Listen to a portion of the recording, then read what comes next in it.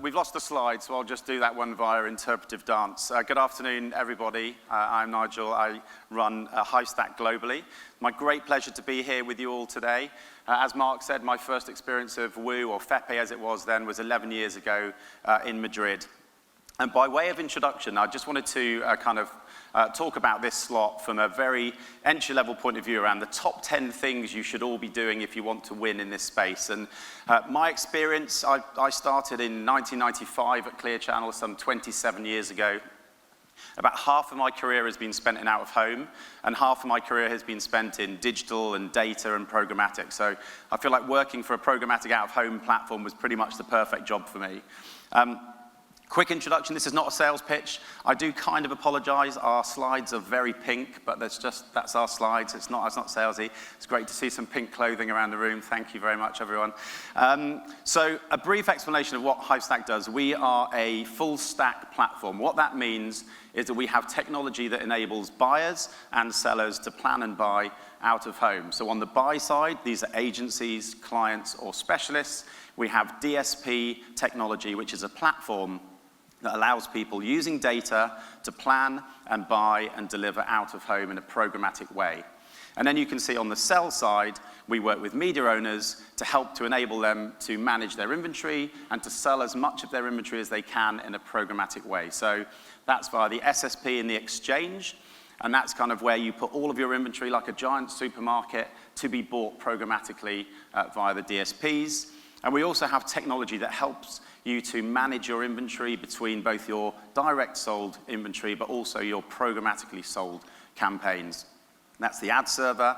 And in a world where there are now multiple different SSPs, we have a piece of technology called the Yield Manager that allows you to plug into the Hivestack ad server and by doing so get access to multiple different SSPs so you don't have to plug in to multiple different partners. Right, that's the sales pitch over. It's gone back to my first slide. Excellent. I've been at Hivestack now for 2 years.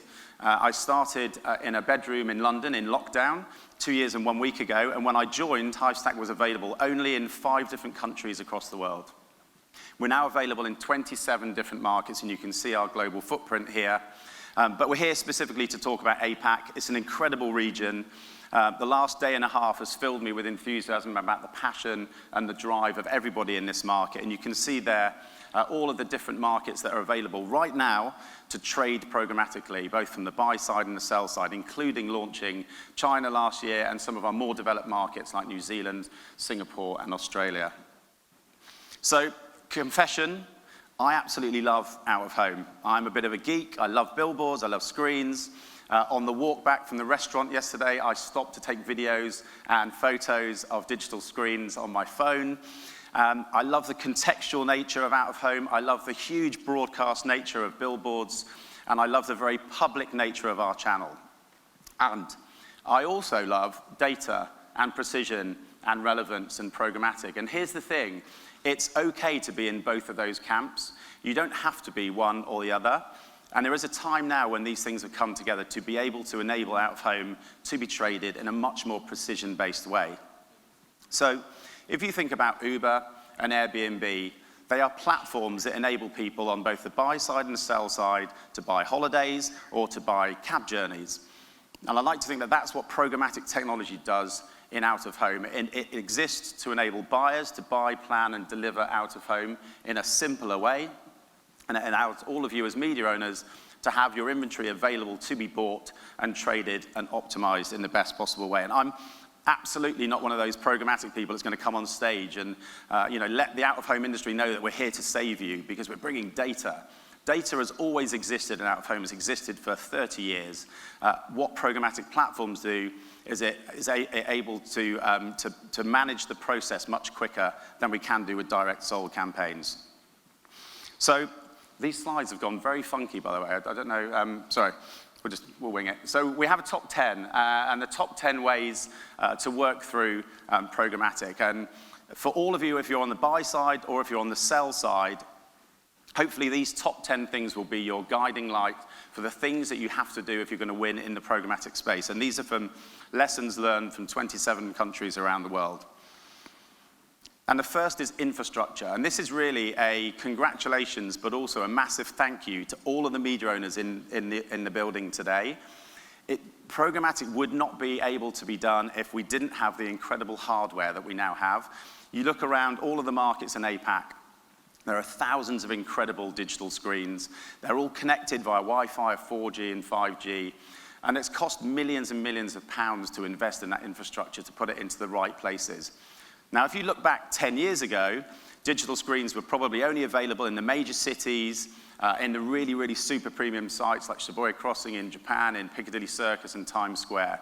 But actually, that has now spread out massively. And you can see there some of the digital formats behind me that are now available to be bought. Remember, we talked about the power of context in out-of-home. Context and location in out-of-home is editorial to us. So not only is it the obvious sites like the airports and the super premium large format billboards and bus shelters, but you can see there we're starting to move into place-based environments like bars, colleges, cinemas, gyms, gas stations even, where you can build the digital screen network and connect it immediately to programmatic traders to be planned, bought, and sold. And I think that's an incredibly powerful tool for buyers to be able to use that context. And what that has resulted in is billions, I mean billions of available impressions to be bought on the SSP in APAC. So what you can see behind you, hopefully if you work in here, your brand will be up there. These companies have all got inventory available now to be bought and traded across multiple markets in APAC. If your inventory isn't on this list, come and see me after school. It can be arranged. But look, this is like a now, and I know we talk about programmatic as something that might be really exciting for the future, but you can buy these impressions right now across all of those 10 different markets in APAC. So point 2 and 3 are around data, and the first part of data is around audience targeting. It's really important that we understand that we have to make that move, and we've talked a lot about uncomfortable change over the last day and a half. There's an uncomfortable change that globally, out-of-home is still traded on a cost per panel, cost per screen, cost per spot in the loop, right? And that's succeeded and it's been fine for 20 or 30 years. But Tom has mentioned at least 3 times over the course of the last day and a half, this is about growth of the channel. And for growth of the channel, we have to take money off TV, press, and online. They all trade in audience, in impressions and eyeballs. We talk about it as people, not posters, and it's great to hear Mark just previously talking about the same thing. So we have to make this change, and it is a tough change. When we speak to media owners all over the world, one of the first questions they ask us is, what should our CPMs be? That in itself is a very basic understanding of how you price impressions, not audience. But, and this is really key, we are not online. Right? We do not want to be serving campaigns to left-handed vegetarian women who are 27 and drive a red car in a Walmart car park on a Wednesday, right? That is an online or a mobile or a social segment. It is absolutely not an outdoor segment. Outdoor is around big, bold, public statements that lots of people see. So we don't want to go and target smaller budgets. We want to hit the same budgets, but we want to act smarter, not smaller. And we talk a lot to our buying partners and our clients about this. It's really important. This is not about granular planning. Outdoor does a very different job. And the kind of secret sauce, and this is my sort of 30-second explanation of programmatic for those who aren't yet in the space. So we use geotemporal data targeting. Use the word geotemporal data targeting. You will sound very clever and nobody will ask you what it means, but it's very simple. Geo means location, temporal means time. So where and when are the best times to serve those ads?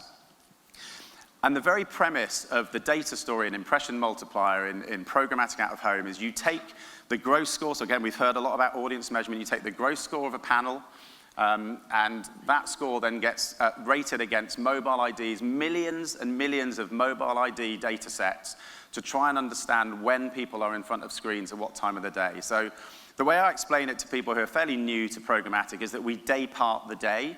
So certain ads at 7 or 8 in the morning will clearly, each play will have more audience than an ad maybe played at 4 or 5 in the morning. And the end result of that are those 3 areas. And you can see this is a live map in the background that shows you how certain screens hit against target markets. Green meaning good for go, red means no. So that's when the technology would deliver the ads to them. So we're able to analyze the movement patterns of consumers, like where are people going, where have they been? We understand where and when, therefore, are the best moments to hit them with the best screens, and then we activate, we deliver the best ads to the best screens. And what it means that we can do is we can do some very precision-based targeting capability. So a lot of people talk about outdoor, and it's that kind of cliche. They go, well, it's not a one-to-one channel, it's a one-to-many channel. But we like to think of it as a one-to-highly targeted many channel. You're part of the advantage of outdoors. We still hit lots of people. It's just in a much more precision-based way. So whether that's proximity geofences, which is around targeting fixed locations, points of interest, stores, car dealerships, etc.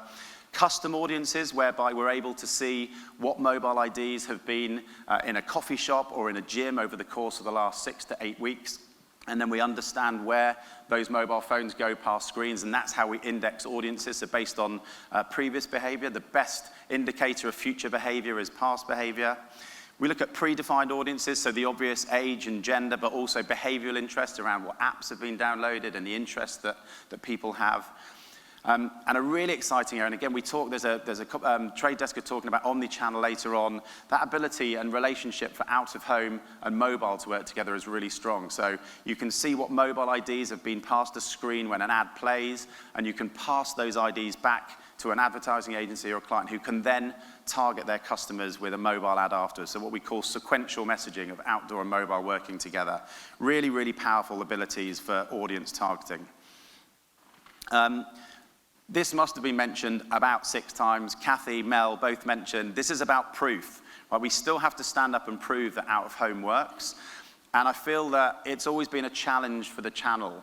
And the ability using some of this mobile ID means that we can take measurement to a whole new level. And that works in various different ways. So again, if you take the basic premise that if a mobile phone has been in front of a screen when that ad played, then they are what we call an exposed audience. They have seen or had a high probability to have seen that ad. And we can do many things with that exposed audiences then. We can measure what they do and whether they go somewhere, they visit a store or a retailer on the back of it. But those IDs can also be passed to third-party companies who can do brand uplift, brand sentiment. So instead of standing in a street with a clipboard saying, have you seen this ad, we're actually engaging with consumers that we know have been in front of ads when those ads have played. So it really takes our measurement capabilities to a whole new level. And this is an example of a campaign that was run. It was an award-winning campaign for Mazda. It was a Mazda dealer campaign. What you can see here is the dashboard of, on the right-hand side, there is a car dealership. And you can look on a panel-by-panel basis, exposed customers versus non-exposed customers, and what they did on the back of seeing that ad. And it was double the effectiveness of the non-exposed audience actually took a journey to a Mazda dealer on the back of it. And that's the kind of granularity of proof that we can now deliver to agencies. And what that means is this classic performance funnel where out-of-home has always been locked at the top level. We're a brand-building channel. We sit alongside TV, buy loads of posters, loads of people see them, great. And it felt like when it came down into more performance precision-based, that's when online and social and search took over. But actually, now with some of the measurement and some of the targeting capabilities that we have in the channel, we are absolutely moving into that precision space as well. And again, we're talking about growing the channel. We're talking about incremental revenue. This is the stuff where we're starting to bring in business-to-business advertisers who never would have thought about out-of-home before. They're starting to come into the channel. So programmatic technology will bring you new money. This is really key as well from a kind of a what does programmatic technology do that direct outdoor sales doesn't do? And it's around flexibility and in-flight optimization. Now, these are really standard terms in online. Somebody said to me once, 15 years ago when they worked in online, the hardest part about an online campaign is when it starts. You think about traditionally how outdoor is booked. You book it 3 weeks in advance, all the hard work's done, and it just gets posted, and then we move on. Whereas in online, you agree to book the campaign, and once it starts, that's when the optimization happens. Now, with a live platform, it means that you can stop, you can start, you can pause, you can increase activation. Let's say there's a certain piece of copy is getting really good results in certain areas. You can upweight that copy. You don't have to send bill posters out to go and change your poster. It means that you can react much quicker to external events. So if there's a shortage in stock or if sales are going really well, again, you can adjust, and it's what we call stop, start, or pause campaigns on the fly, and no more really long lead times. People can activate a campaign in minutes. And again, it's really key, and no, we don't like to use the C word. It was an awful time for outdoor, of course it was, but nothing brought it home more, the need for instant planning and buying than COVID. I was running the London Underground in London when clearly nobody went on the Underground during lockdown. It took us 2 months, that's a sales team of 250 people, took us 2 months to cancel all of the campaigns that had been booked for 9 months in advance. With Programmatic, it would have been done in an hour. And you can see, again, we don't need to be reminded of some of the scenes that we experienced during COVID. Point 5 is around dynamic content optimization. This is, again, fairly standard terminology in online and mobile. It's where you use an external data trigger to activate a certain message or a certain campaign. And where this is really exciting for our channel is traditionally outdoor works in campaign periods. You buy this number of posters for 2 weeks, and then it finishes, and that's it. That's your campaign done. Well, actually, now with online and using certain triggers, you get advertisers that come in and will book a 3-month period. They'll give us a complete budget for that 3-month period, and only when certain data triggers are hit will that be activated as a campaign. It's what we call moments, and some examples of some of the external data triggers that we can use. And again, this is all happening in real time. It's pre-programmed in the platform to go live. So weather conditions, we can advertise brands in weather conditions that affect people worse with asthma, so when the air quality is low, when the temperature is high, when it's raining, and when it's sunny, right? Some of the more basic ones. We can even, if you're interested, target frizzy hair conditions, which is a fairly niche segment. But all of those triggers can be pre-programmed, preloaded. It's what we call lock and load. It's set and you forget about it, and it runs over the course of a period. Traffic conditions. We often talk about the divorce of creative and data and how those two parts of the business should talk much cleverer together, hearts and science of planning.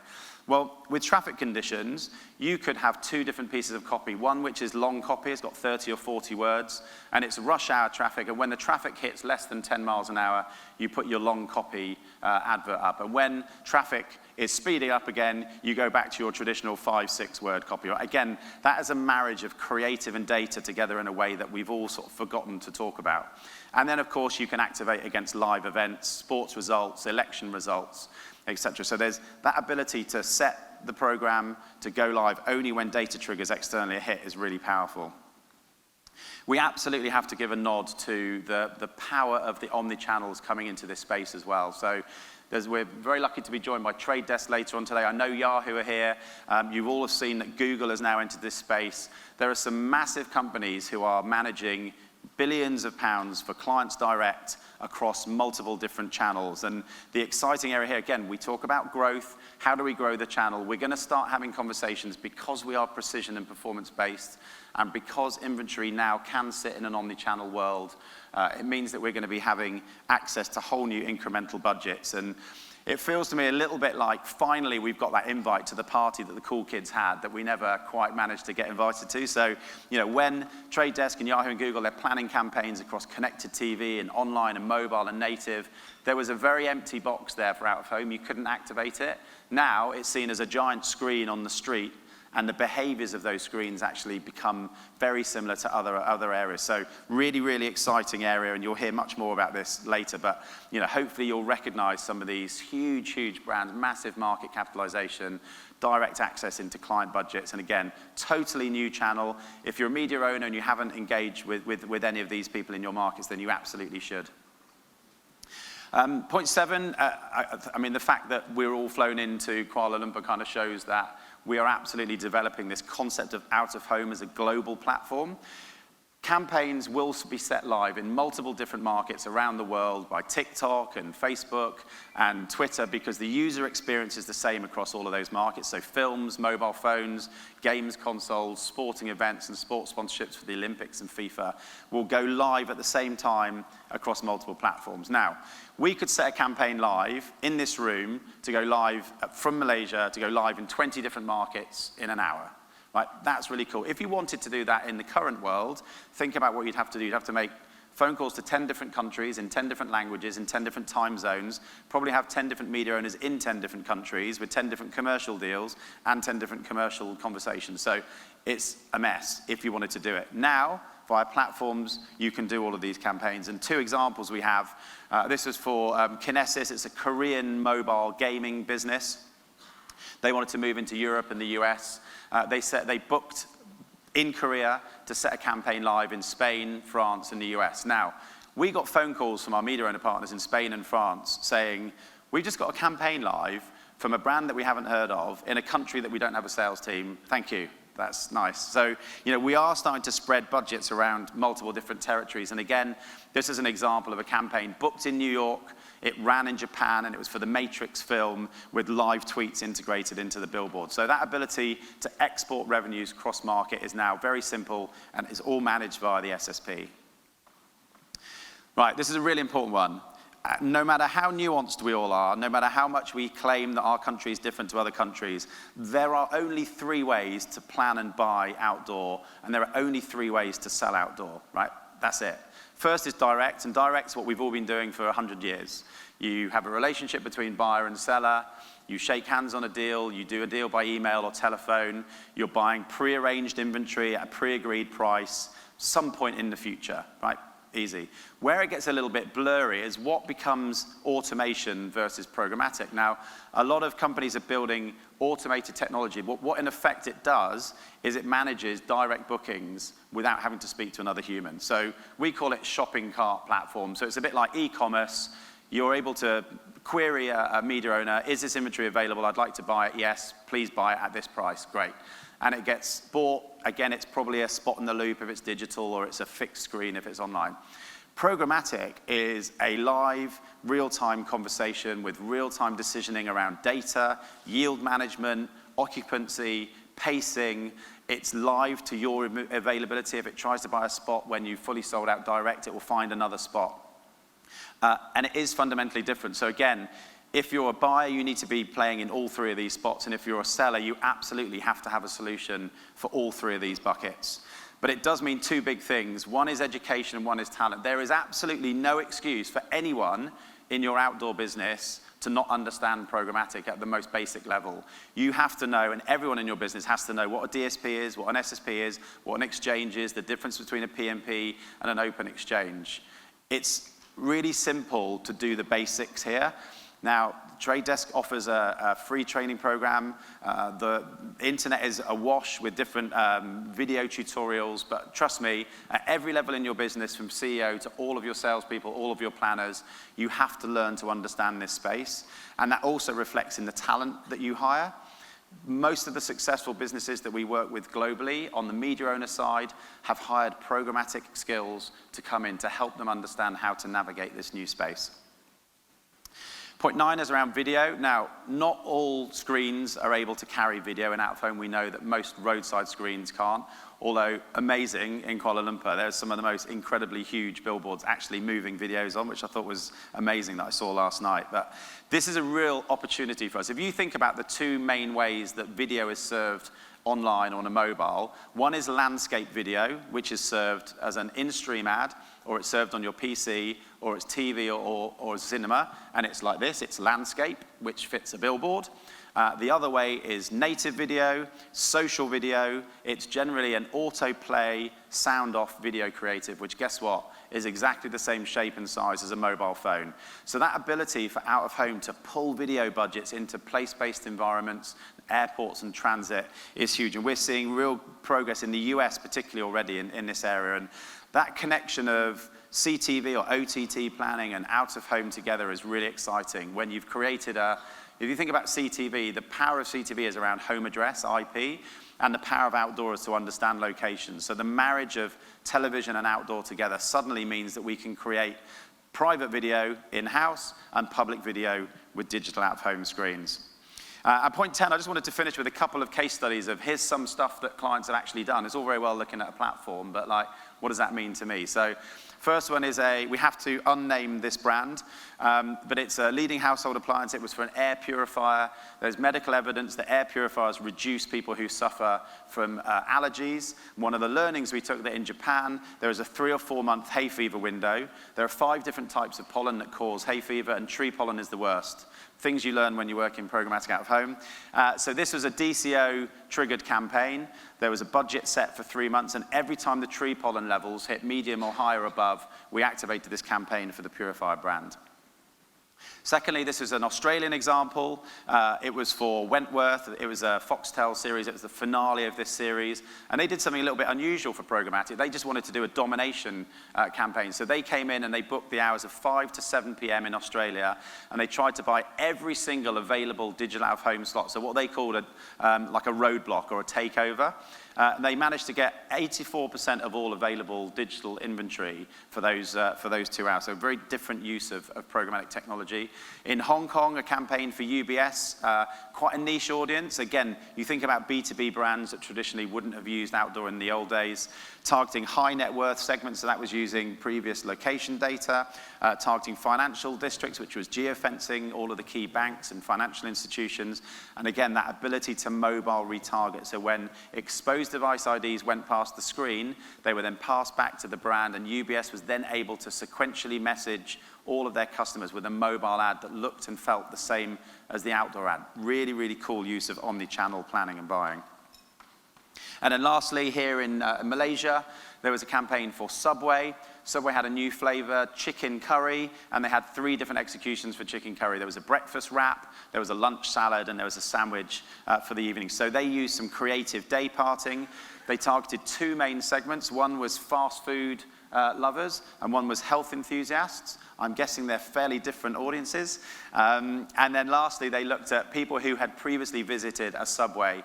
And that's how we activated that campaign around locations, times, and creative all varying. So hopefully that gives you a flavor of what the technology does rather than just explaining the technology for technology's sake. And my last point is amazing that about 17 people have made this point already, both for audience measurement and for programmatic. It is here.